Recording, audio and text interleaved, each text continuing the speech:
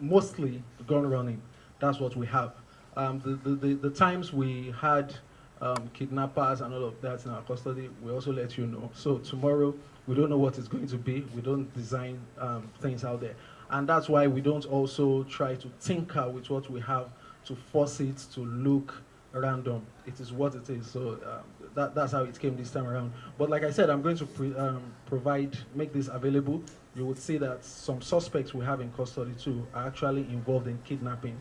So it's not just gun running, there's also kidnapping. I even mentioned some suspects that our investigation revealed that they supply arms to people that go into armed robbery and cattle rustling. So this, don't base it on just what you see. The people that have been arrested for having possession of these have also been involved in some of these crimes, like gun running, yes, cattle rustling, and kidnapping. And the total number of suspects. Okay, so let me just give you a summary of the last 1 month, which we're talking about today. We have 9 suspects in our custody. That's for the person that asked the second question. We have 9 suspects in our custody, and we have 2 AK-47 rifles, 2 AK-49 rifles, 1 locally fabricated AK-47 rifle, and 51 rounds of live ammunition of various calibers. And for the third question, about the Nnamdi Kanu protest and what's the latest on it, you would remember that 8 people were arrested on Monday in the Transcorp area of Abuja. They were arrested because they contravened the court order that restricted movement within those areas.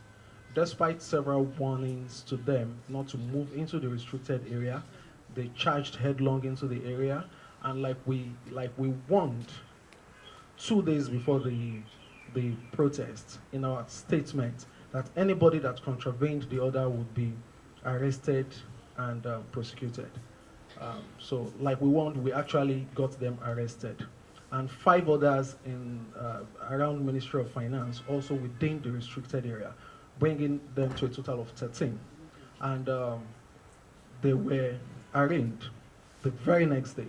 They didn't spend up to 24 hours in our custody. They were arraigned the very next day, and they've been remanded. Today, Sowore has been arrested by the Nigeria Police Force. And you would ask, why was he arrested? It is very simple. The 13 people that were arrested previously all gave their statements, and there is a constant in all of their statements.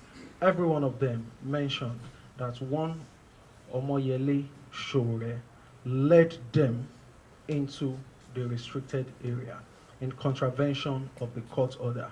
So it will be most unfair to charge some people to court and leave the person that led them to commit that more like their leader, the lead protester who told them and took them into the restricted area. And that's why in the spirit of fair play and to ensure that justice is served, Omoyele Sowore was arrested today, and like the others too, he wouldn't spend time with us. He wouldn't spend up to 24 hours with us. Once we wrap up the charges, he's going to be prosecuted. In fact, if everything goes right, our plan is to ensure that he is prosecuted today. He goes to court today.